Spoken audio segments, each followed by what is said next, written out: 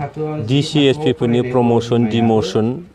बा बिथांमोननि सुजुग सुबिदाफ्रा फैयो बे रिपर्टखौ बिटिआरआ दिनै लिरनो हायो बिटिआर सुक्तिनि गेजेरजों दा होमबा जोंनि सिङावनो जुदि थाफैखाबायबा बे DCSP-आ बिथांमोननो माखासे डिपार्टमेन्टखौ मनिटरिं खालामनो होनाय जि दायित्व होदों बे बोरैहाय नों गोहोखौ हरफिननाय जाखो जों डिसिखौ गोहोखौ लाबोदोंसो जोंनियाव आरो नोंथांमोना नाय जे थांनाय बिटिसि सुक्तिनि गेजेरजों मा जादोंमोन DCSP-आ जिल्लानि माने गुबै बा जौसिन खुंगिरिफोर दा बिथांमोननो खामानि जानाय जायैनि दायित्वखौ नायनो होनाय जायाखै बरन्स DCSP-खौ नोङो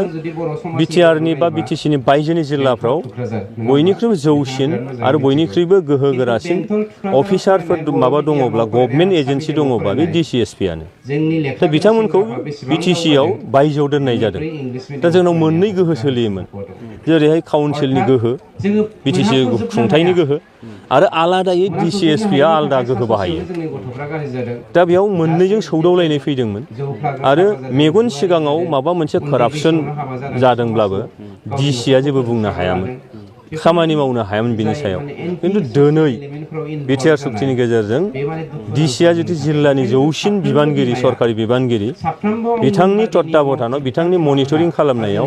रावबो जाहाथे कारापसन खालामनो हाया रावबो जाहाथे स्किमखौ गोसोबायदि मावनो हाया मोजाङै मावफुंनांगौ जेरै बुंदों ओरैहाय जेरै थिनदों ओरैहाय दा बेयो जोंनि थाखाय गोहो हरनायनि बाथ्रा नङा गोहोखौ जों लाबोदोंसो लाबोनानै जोंहा साबसिनै खामानि जागोन मानोना